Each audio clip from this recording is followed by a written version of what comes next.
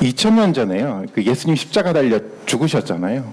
많은 사람들이 예수님 십자가에 못 박고 어떤 마음으로 예수님을 쳐다봤을까요? 예수님을 죽입시다라고 소리 질렀고요. 그 소리대로 예수님 십자가 달려 죽으셨어요. 많은 사람들은 아마 그렇게 생각했겠죠. 우리가 이겼다. 우리가 승리했다. 이제 예수님을 통해서 만들어져 가고자 하는 이제 이 운동들은 이제 끝났다라고 생각했을 것 같아요. 우리가 이겼고 예수님의 시대는 이제 끝났다. 예수님이 새롭게 만들어 가려고 하는 이 교회 공동체는 이제는 소멸될 것이다라고 아마 사람들은 생각을 했겠죠. 사람들뿐만 아니라 예수님 제자들도 마찬가지였어요. 예수님과 가까이 3년 동안 함께 했음에도 불구하고 예수님 십자가의 죽으심을 보고 그들도 예수님이 실패했다라고 생각을 했어요. 그들이 삶 가운데 같이 동행하면서 예수님으로부터 배웠지만 예수님이 정말 이상한 길들을 걸어가고 있어라는 뭔가 의구심을 가지고 살아왔는데 예수님이 죽으심을 보고 그들 마음의 결정을 내렸어요. 예수님은 실패했구나. 그래서 모든 제자들이 어떻게 됩니까? 다 흩어져서 고향 땅으로 돌아가기 시작을 했어요. 그런 생각을 해보게 됩니다. 제자들이 아니라 만약 우리가 그 자리에 있었다고 한다면 우리는 어떻게 생각했을까요? 예수님이 십자가의 죽으심을 바라보면서 우리는 어떤 마음을 가졌을까요? 우리도 동일한 생각을 갖지 않았겠습니까? 3년 동안 같이 예수님과 생활을 하면서 가졌던 많은 생각, 이것이 다 허황된 거구나라는 생각들 갖지 않았을까요? 유대 공동체에 저항하면서 새로운 공동체를 만들겠다라고 했던 그 예수님의 새로운 운동들을 바라보면서 마음이 이렇게 동료가 됐긴 됐지만 예수님이 죽으신 걸 보면서 이것은 헛된 꿈이구나 라는 낭만 속에서 예수님의 사역은 실패했구나라고 정의를 우리도 하지 않았겠습니까? 많은 사람들은 예수님의 이 죽으심과 더불어 이제는 교회 운동들이 확장되고 진보해 나가는 것이 아니라 이제 퇴보되고 소멸될 것이라고 아마 정의를 했을 거라고 생각이 됩니다. 예수님을 죽였던 사람, 예수님 주변에 있었던 제자들, 우리 또한 예수님의 죽으심을 보면서 아마 그런 생각을 동일하게 했을 수 있다라고 생각이 들었습니다. 오늘 우리가 예수님의 십자가를 본다고 한다면 우리는 어떻게 예수님의 십자가를 봅니까? 예수님 십자가가 실패였습니까? 예수님의 십자가의 죽으심을 통해서 예수님의 삶의 사역이 끝이 났습니까? 우리가 아는 것처럼 예수님의 십자가의 사건은요, 실패도 아니고요, 끝도 아니고 예수님의 십자가는요, 승리고 새로운 시작이었습니다. 예수님의 사역은 십자가의 죽음으로 끝나는 것이 아니라 예수님의 사역은요, 예수 그리스도의 십자가를 통해서 새롭게 시작이 되어갔다는 겁니다. 그럼에도 불구하고요, 제자들 비롯한 많은 사람들은 그것을 보지 못했어요. 예수님의 십자가를 바라봤는데도 불구하고요, 그들은 알지 못했습니다. 무엇을 알지 못했을까요? 적어도 두 가지 의미 속에서 저는 생각을 해볼 수 있을 거라 생각이 들었는데, 첫 번째는 뭐냐면 그들은 십자가를 보면서요, 십자가가 가지고 있는 성경적 의미를 알지 못했어요. 사람들이 십자가를 보면서 봤던 것은 뭐냐면 정치적인 모습만 봤어요. 예수님이 당시 있었던 유대 지도자들과 이 정치적인 게임에서 졌구나, 졌기 때문에 십자가에 달려 죽게 되었구나라는 정치적 의미 속에서 십자가만을 바라보면서 예수님이 실패를 봤다라는 겁니다. 세상적인 관점 속에서 십자가를 바라봤기 때문에 그들은요, 예수님의 십자가의 의미가 무엇인지를 볼 수가 없었다라는 겁니다. 그래서 그들은요, 십자가가 승리라고 생각하지 않고 십자가가 실패라고 생각했어요. 두 번째는요, 그들은 미래를 볼 줄 몰랐어요. 현재 눈앞에 보이는 십자가의 죽으심만 봤고요, 죽으심 이후에 올 부활을 통해서 만들어져가는 새로운 시대에 대한 미래의 모습을 그들은 꿈꿀 수가 없었다라는 겁니다. 예수님이 죽으셨지만 이제는 성령을 통해서 새롭게 만들어져갈 미래의 교회의 모습을 그들은 꿈꾸지 못했어요. 예수님 말씀하고 있는 것처럼 정말 복음이 예루살렘에 그치는 것이 아니라 땅끝까지 증거가 돼서 세계적 하나님의 교회로 세워져 갈 것을, 미래적인 꿈들을 그들은 십자가를 통해서 바라보지 못했습니다. 그들의 시각은 항상 어디에 고정이 됐냐면 현재 죽음이라는 그 사실만 눈앞에 보고 있다는 겁니다. 현재 상황만 볼 줄 안다면, 미래를 볼 줄 모른다고 한다면 신앙은요, 우리 가운데 행복을 가져다 주지 않습니다. 우리도 마찬가지 아니겠습니까? 과거뿐만 아니라 오늘 우리도 마찬가지라고 생각이 됩니다. 오늘 우리도요. 예수 그리스도의 십자가를 신앙적 의미 속에서 십자가를 바라보지 못하고 교회라는 공동체를 단순하게 정치적인 이념의 공동체로 바라본다고 한다면 우리 가운데 주어지는 참된 소망이 우리 가운데 생겨나지 않는다라는 겁니다. 신앙생활을 하긴 하는데 그 속에서 참된 행복이 우리 가운데 경험되지 않을 수 있다는 거죠. 지난주에 그 뉴스의 보도를 통해서 또 중요한 뉴스가 이렇게 나왔습니다. 여러분 아시는 것처럼 한국의 그 큰 교회의 부자 세습의 목회 그 세습의 문제 때문에 뉴스에 보도가 됐는데요. 큰 교회가 이렇게 총회에서 재판을 했는데 결국은 세습이 합법이다라고 결론을 내렸대요. 그래서 15명이 투표를 했는데 8명이 찬성을 해가지고 결국 그것이 합법적인 세습이다라고 결론이 났다고 합니다. 그래서 7명 반대표를 던졌던 사람들은요, 이 재판국을 다 포기를 하고 계속해서 이 잘못됐다라는 것들을 이게 저항해 나가려고 길들을 모색해 나가고 있다라는 얘기를 들었어요. 어떤 한 원로 목사님이 인터넷 방송에서 이런 얘기를 하더라고요. 우리가 저항해야 된다라고 얘기를 합니다. 불의를 보면서 저항하지 않는다고 한다면 한국교회 소망이 있지 않기 때문에 이 문제를 가지고 끊임없이 우리는 저항해야 된다라고 이야기를 했습니다. 그 이야기를 들으면서 마음이 좀 안타까운 마음들이 많이 들기도 했었고요. 또 하나는 뭐냐면 맞습니다. 불의를 보면서 저항해야 되는 것들은 맞기는 맞는데 좀 더 세심하게 자세하게 이 부분들을 우리가 이해를 해야 된다고 생각이 들었습니다. 무엇에 대한 저항이냐라는 거죠. 사실 본질적인 문제는 목회자 세습의 문제라고 생각하지 않아요. 우리가 가지고 있는 궁극적인 문제는 목회자 세습의 문제가 아니고요. 교회 가운데 떠나가고 있는 예수 그리스도의 십자가의 흔적이 우리 가운데 문제라고 생각하지 않으십니까? 사람들이요, 예수 그리스도의 십자가의 의미를 잊어버려 가고 있어요. 예수 그리스도의 십자가를 근거로 신앙생활하는 이 삶에 대한 흔적들을 우리 가운데 사라져가고 있는 것이 우리 현실의 모습이라는 겁니다. 우리 심각한 문제는요, 세습의 문제가 아니고요, 본질적인 문제예요. 십자가 앞에서 우리의 신앙을 찾지 못하는 것이 이것이 본질적인 문제가 아니겠습니까?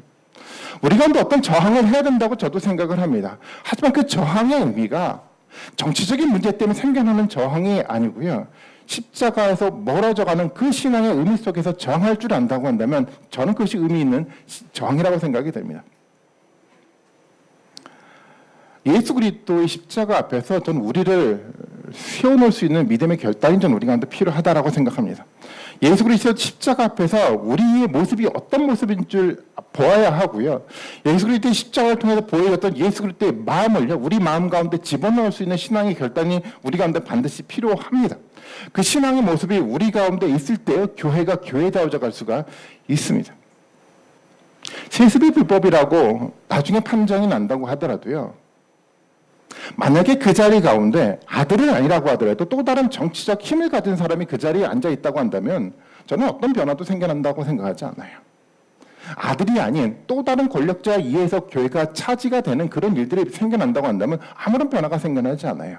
그것은 또 다른 형태의 세습이 될 수밖에 없습니다. 진정 우리가 봐야 될 것은 뭐냐면 이 정치적 의미 속에서, 조직적인 의미 속에서 이 교회 공동체가 아니라 십자가 앞에 세워지는 교회의 의미를 볼 수 있을 때 교회는 교회다워질 수가 있습니다. 저는 우리 모든 분들이 정말 십자가의 의미 속에서 우리의 모습들을 만들어가는 그 신앙의 힘이 우리 가운데 있었으면 좋겠습니다. 그리고요, 우리는 또 마찬가지긴 하지만 미래를 볼 줄 알아야 되잖아요. 현재의 모습이 아니라 미래의 모습이요. 현재의 모습을 본다고 한다면 좀 암울하지 않습니까? 우리 조직의 문제도 마찬가지고요. 시간이 지나갔지만 교회 성장도 되지 않고요. 아무런 환경에 대한 변화도 생겨나지 않고 소망이 도대체 보이지가 않아요. 현재의 모습을 보면요. 하지만 미래를 볼 줄 안다고 한다면 또 다른 그 무엇인가를 볼 수 있는 힘이 우리 가운데 만들어지지 않겠습니까? 그런 생각이 들더라고요. 그래도 우리는요, 3년 전에 있었던 제자들보다는 훨씬 낫다고 생각이 들었어요. 그들은요, 예배할 수 있는 공간도 없었잖아요. 그래도 저희는 공간이나마 있지 않습니까? 저는 미래를 볼 줄 아는 힘이 우리 가운데 있어야 된다고 생각이 되는데요. 미래를 본다는 것은 누구를 보는 거냐면 성령을 본다는 의미겠죠. 우리 지금 시점이 아니라 우리를 인도해 나가고 있는 성령을 본다라는 것 자체가 미래를 본다라는 의미와도 같다라는 겁니다. 때때는 우리의 길들을 열어가시는 성령을 볼 줄 알아야 되고요. 또 중요한 것이 있는데 우리의 길을 막으시는 성령도 볼 줄 알아야 됩니다. 우리 생각이 하나님의 생각에 미치지 못했을 때 하나님 우리 길들을 막으시는 그 성령의 인도를 볼 수 있을 때 우리가요 성령과 함께 동일하게 성령의 길을 걸어갈 수가 있고요. 성령과 함께 미래를 만들어갈 수 있다라는 겁니다. 그 성령을 볼 수 있다고 한다면 미래 가운데 만들어져가는 그 소망이 우리의 소망이 될 수 있지 않겠습니까? 그래서야 미래를 본다라는 건요. 지금의 환경을 보는 것이 아니라 내 자신을 보는 것이 아니라 우리를 이끌어가고 계신 바로 그 성령을 보는 것이 저는 미래를 보는 거라 생각이 들었습니다. 한국교회는요. 많은 부끄러운 소문들이 우리 가운데 만들어져서 들려가기 시작을 합니다. 그런데요. 여전히 저는 그렇게 생각을 하고 있어요. 한국교회 가운데는요. 이 십자가를 붙들고요. 몸부림하면서 세워가는 교회가 여전히 많습니다. 지금은요, 교회 가운데 너무 안 좋은 소문들이 이 좋은 이야기를 가려져서 우리 가운데 들리지 않을 뿐이지요. 곳곳 가운데 예수 그리스도의 십자가를 붙들고 하나님의 교회를 세우려고 하는 곳곳에 수없이 많은 움직임들이 우리 가운데 있다라는 겁니다. 그 성령의 움직임을 볼 수 있을 때요, 우리 가운데 소망이 생겨난다라는 겁니다. 우리 눈앞에 보이는 단순한 현상이 아니고요. 이 교회를 이끌어가고 있는 그 위대한 성령의 역사를 우리가 소망한다고 한다면 저는 우리 가운데 정말 소망이 사라지지 않을 수 있다고 생각합니다. 그런 소망이 우리 가운데 있었으면 좋겠습니다. 저는 성령이 바로 이곳에서도 하나님의 교회를 시작하고 있다고 믿고 있습니다. 성령이 사역해 나가고 있습니다. 우리의 미래를 기대하게 만들어 가고 있습니다. 그래서요, 우리도 꿈꿀 수가 있습니다. 성령을 통해서 보여줘가는 그 꿈들을 꾸시는 우리 모든 분들이 되셨으면 좋겠습니다. 오늘 보면 사도 바울의 2차 선교에 대한 이야기입니다. 지난주도 말씀을 좀 나눴었지만요. 이 2차 선교 여행은요. 세계 선교사 가운데 너무도 의미 있는 사건을 만들었던 선교 여행이었어요. 아시는 것처럼 이 선교 여행을 통해서 어디에 교회가 세워져 갑니까? 아시아가 아니라 유럽의 교회가 세워져 갑니다. 아시는 것처럼 세계 역사는 유럽을 중심으로 만들어져 갔고요. 그 역사 가운데 세워졌던 이 유럽 교회가요, 이제는 로마를 향해서 나아가고요. 로마를 향해서 나갔던 그 교회 역사가 어디까지 확대가 돼 갑니까? 오늘 이 자리 우리에게까지 이르렀습니다. 그 위대한 역사의 시작이 어디서부터 시작이 되냐면 바로 오늘 본문 바로 이 빌립보 교회로부터 시작이 되었다라는 겁니다. 이 위대한 역사가 어떻게 시작이 되어 갔을까요? 아시는 것처럼 2차 선교 여행 사도 바울이 계획을 했는데요. 사도 바울이 선교 여행을 계획하면 하는 대로 계획대로 잘 이루어져 갔습니까? 아니요, 계획대로 이루어져 가지 않았어요. 첫 번째 어떤 일들이 벌어졌습니까? 바나바와 다툼이 생겨나고 심한 갈등 때문에 선교팀이 두 개로 분리가 되어버렸습니다. 서로 간에 상처가 생겨났고요. 모든 선교 계획을 수정할 수밖에 없었던 어려운 상황에 봉착되었던 것이 2차 선교의 시작이었습니다. 바울은요, 아시아 지역을 향해서 끊임없이 선교를 하려고 계획을 했었지만 어떻게 됐습니까? 끊임없이 길이 막혔어요. 사도 바울이 시작부터 아무리 부단하게 노력해도요, 사도 바울대로 아무것도 돼가지 않았어요. 왜 그렇습니까? 성령이 사도 바울의 길을 막았던 것입니다. 성령이요, 사도 바울의 길들을 수정하려 했기 때문에 하나님은 성령을 통해서 사도 바울의 길을 막으셨다라는 겁니다. 사도 바울은요, 그것을 알고 있었습니다. 그래도 사도 바울이 정말 신앙의 사람이라는 것 자체가요, 길들이 막힐 때마다 사도 바울은 어떤 태도를 가졌습니까? 내 계획대로 왜 되지가 않지? 좌절과 실망 속에 사도 바울이 살아갔던 것이 아니라 그것이 성령이 막으신 줄을 이 사도 바울은 알고요, 새로운 계획들을 사도 바울은 세워가기 시작을 하더라는 겁니다. 그래서요, 이 사도 바울은 마게도니아로부터 들리는 환상을 보게 됐고요. 그래서 사도 바울이 계획했던 아시아에 대한 선교 계획이 아니라 모든 것들을 접고 이 마게도니아, 이 유럽을 향해서 선교의 시작을 만들어 갑니다. 그리고 유럽으로 계획을 가지고 사도 바울은요, 빌립보를 향해 갔습니다. 이제 어떨까요? 수없이 많은 어려움의 과정들을 거쳐서 사도 바울은 빌립보 지역에 도착을 했습니다. 빌립보는요, 다른 그 누구가 아니라 성령께서 사도 바울을 인도했던 그 도시였었습니다. 그렇다고 한다면 이 빌립보 가운데 어떤 일들이 벌어져 가기 시작했을까요? 하나님이 인도하셨으니까 이제 일들이 잘 풀려가지 않을까요? 아니, 이것까지 하나님이 인도하셨는데요, 그동안 많은 어려움의 과정들을 거쳐갔지만 이것 가운데 하나님이 인도하셨기 때문에 이제는 복음이 술술 풀려가면서 이 교회가 지어져 갈 것을 기대하지 않았을까요? 성령의 인도에 따라서요, 바울은요, 유럽의 첫 도시였던 이 빌립보 지역에 도착을 합니다. 그리고 그 지역에서 복음을 전했는데 그 복음을 전하던 누구를 만났냐면 한 귀신 들린 여자를 만났어요. 이 귀신 들린 여자는요, 이 귀신 때문에 점을 칠 줄 알았던 사람이었고요. 이 점을 치는 것 때문에 이 귀신의 주인이 돈을 많이 벌 수 있었던 상황이었습니다. 그런데 문제가 생겨나기 시작을 했죠. 왜냐하면 복음을 사도 바울이 전하기 시작을 했는데 이 귀신 들린 여자가요, 사도 바울을 아주 괴롭게 만들어 갔습니다. 바울을 따라다니면서 바울 향해 소리를 쳤고요. 이 소리가 너무도 심히 사도 바울을 괴롭게 만들었습니다. 사도 바울이 복음을 증거해 나가려고 하는데 또 다른 걸림돌이 생겨났다는 겁니다. 복음을 증거하면 복음들이 증거가 돼 가야 되는데 자꾸만 방해자들이 생겨나요. 여종이 갑자기 나타나더니요, 귀신 들린 여종이 나타나더니요, 사도 바울이 복음 전하는 것을 끊임없이 방해하기 시작을 했다는 겁니다. 그래서 바울이 어떻게 합니까? 이 귀신을 쫓아내죠. 누가는 그렇게 표현하고 있습니다. 사도 바울이 이 여종의 귀신을 쫓아냈던 것은요, 여종이 불쌍해서 쫓아냈던 것이 아니고요, 사도 바울을 심히 괴롭게 만들어서 쫓아냈어요. 사도 바울의 그 복음을 전하는 길 가운데 끊임없이 괴롭게 하는 일, 그 걸림돌의 일들이 끊임없이 반복해서 사도 바울 앞에 놓여가고 있다는 것을 누가는 이야기를 하고 있습니다.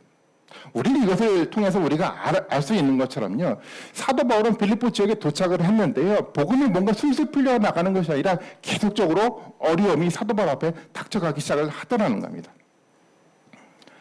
귀신을 쫓아냈는데요, 문제가 또 여기서부터 발생을 했죠. 귀신을 쫓아내니까 귀신이 쫓겨난 그 여종은 점을 치지 못했어요. 그러고 나니까 이 여종의 주인이었던 이 주인이 이 돈을 벌지 못하잖아요. 그래서 이 주인이 어떻게 합니까? 사도 바울을 모함을 해서 사도 바울을 매로 때리고 사도 바울을 감옥에 가둬버렸습니다. 이해할 수 없는 일이 또 생겨났습니다. 아니, 이제는 좀 뭔가 복음의 증거가 돼 가야 되는데요, 빌립보 지역에 도착하자마자 이 여종 때문에 고통스럽고요, 여종을 고친 그 문제 때문에 사도 바울은 또 매맞고요, 또 어디에 갇혔습니까? 감옥에 갇혔습니다. 여러분이라고 하면 어떻게 할까요? 답답하지 않겠습니까? 뭔가 풀려나갈 것 같은데 풀려나가지 않아요. 끊임없이 인생이 꼬여갔던 것이 사도 바울의 삶의 여정이었습니다. 혼돈스러웠을 것 같아요. 빌립보라는 도시에서요. 아니, 빌립보라는 도시가 어떤 도시였습니까? 누가 보냈습니까? 하나님이 보내셨잖아요. 아니, 하나님이 보내신 그 도시 가운데 복음을 증거하는데 왜 사도 바울의 계획대로 되어가지 않습니까? 보통 사람이라고 한다면 굉장히 혼돈스러웠을 거라고 생각이 됩니다. 아마 어떤 사람들은 중간에 이 선교 사역을 포기하는 일도 만들어 갈 수도 있었을 거라고 생각이 됩니다. 근데 사도 바울은 달랐어요. 감옥에 가두는 그 상황 속에서 사도 바울은 어떻게 행동을 하고 있습니까? 사도 바울은요, 로마 시민권을 가진 사람이었습니다. 빌립보서 하반부를 통해서 나타나고 있는 것처럼요, 이 로마 시민권을 가진 사람은요, 죄도 정하지 않고 감옥에 가둘 수가 없었습니다. 많은 사람들이 사도 바울을 감옥에 가두려고 했을 때 사도 바울은 이 한 소리만 외치면 되지 않았을까요? 나 로마 시민권 가진 사람이야. 그런데 사도 바울은요, 아무런 대꾸 두지 않고 이 감옥에 그들의 요구에 따라 들어가고 있다라는 겁니까? 지금 이해가 좀 됩니까? 사도 바울의 이 모습을요. 너무 바보 같다고 생각하지 않으십니까? 너무 답답하죠. 뭔가 어려움에 당하면요, 뭔가 어려움들이 스스로 뭔가 극복해 나가려고 노력을 해야 되는데도 불구하고요, 아무런 행동도 하지 않고 사도 바울은 그냥 감옥행을 향해 나가고 있다는 겁니다. 사도 바울의 마음이 좀 이해가 좀 되십니까? 지금 사도 바울의 삶은요, 사도 바울의 생각은요, 지금 내가 감옥에 가는 것이 중요하지 않았어요. 사도 바울의 눈에는요, 감옥에 들어가고 있는 자신의 모습을 보고 있는 것이 아니라 감옥을 통해서 일어날 성령의 역사를 사도 바울은 기대하고 있었습니다. 이해가 좀 되십니까? 어떤 상황 속에서 사도 바울이 가지고 있는 것은 뭐냐면, 혼돈되었어요. 고통 속에 살아가고 있는데요, 혼돈되니까 사도 바울은 어떻게 합니까? 그냥 기다렸어요. 누구를 기다렸습니까? 성령의 인도를 기다렸어요.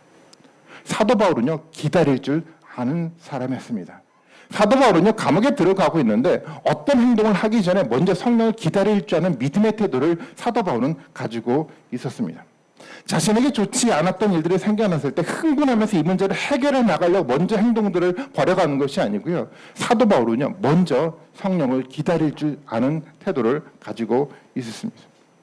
이것이 사도 바울이 신앙하는 신앙의 방법입니다.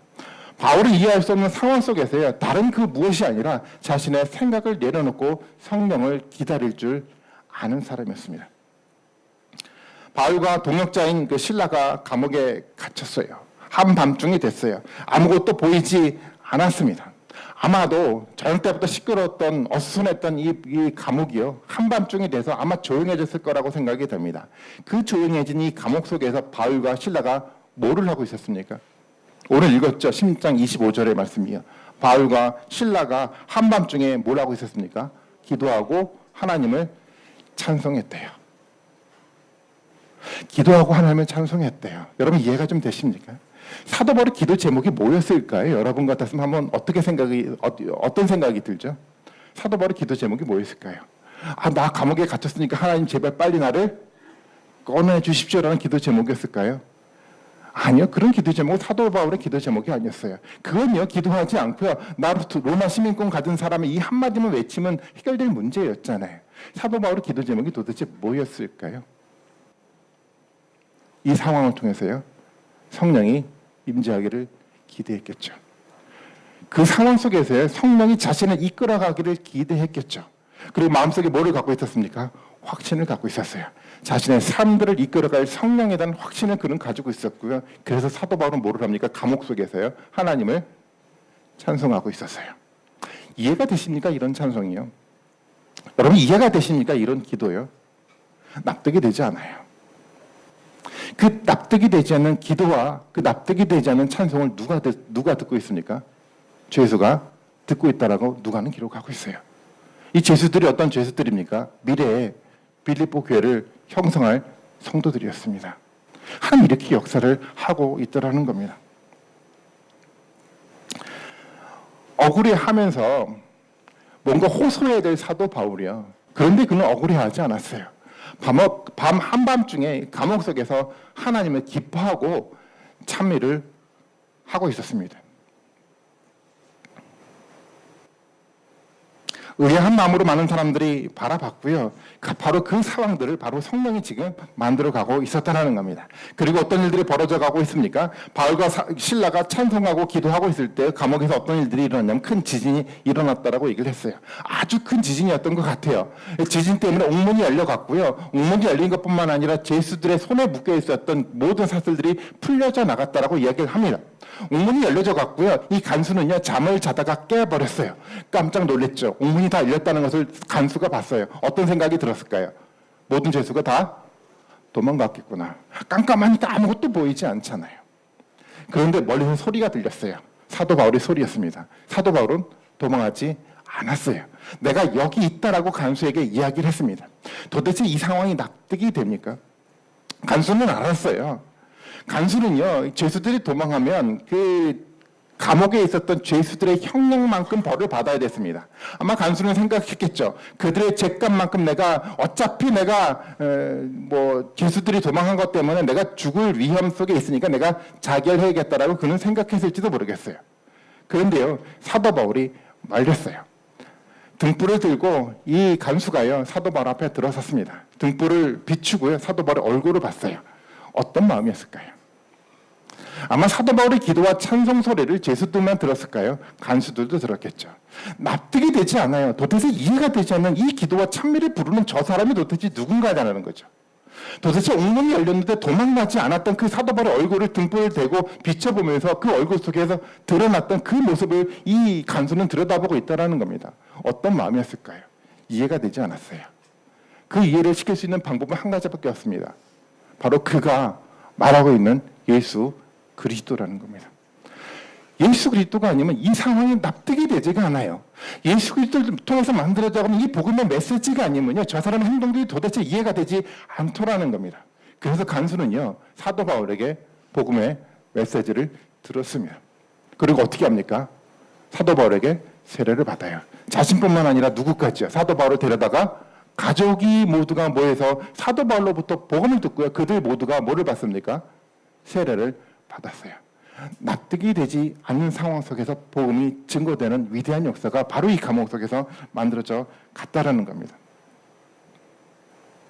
저는 이것을 통해서 우리가 봐야 될 것은요. 보통 우리가 사도행전 16장을 읽어 나갈 때 이렇게 많이 읽죠. 사도 바울이 감옥이라는 고난 가운데 있었지만 기도와 찬미를 하면 고난이 사라질 거라는 이야기를 많이 묵상했을지 모르겠어요. 누가는 그런 관점에서 얘기를 하고 있지 않아요. 누가는요. 사도 바울의 믿음의 기다림을 통해서요. 하나님의 교회가 빌립보 지역에 탄생되는 이 위대한 역사를 그려가고 있습니다. 납득이 되지 않는, 이해가 되지 않는 그 상황 속에 하나님의 역사는 만들어져 갑니다. 어떻게 만들어져 갑니까? 사도 바울의 기다림을 통해서요. 이해가 되지 않는 상황들이긴 하지만 그 상황 속에서 기다릴 줄 아는 믿음의 인내가 사도 바울 가운데 있었기 때문에 그 지역 가운데 교회가 탄생이 됐습니다. 유럽에 세워졌던 첫 번째 교회였던 이 빌립보 교회예요. 이 빌립보 교회는 빌립보에서 그치지 않고 어디를 향해 나가기 시작합니까? 로마를 향해 나가는 교회가 됐어요. 그리고 로마에게 세워졌던 그 교회는 또 어디를 향해 나갑니까? 유럽뿐만 아니라 바로 오늘 우리까지 나아가게 만들었습니다. 이 모든 일련의 역사가 누가 만들어 간 겁니까? 납득이 되지 않은 상황 속에서 성령이 이루어가신 역사였습니다. 우리가 봐야 될 것은 저는 이 성령의 역사라고 생각이 됩니다. 우리 눈앞에 보이는 단순한 현상이 아니고요. 우리를 이끌어가고 있는 그 성령의 역사를 볼 줄 아는 믿음이 우리 가운데 있을 때요.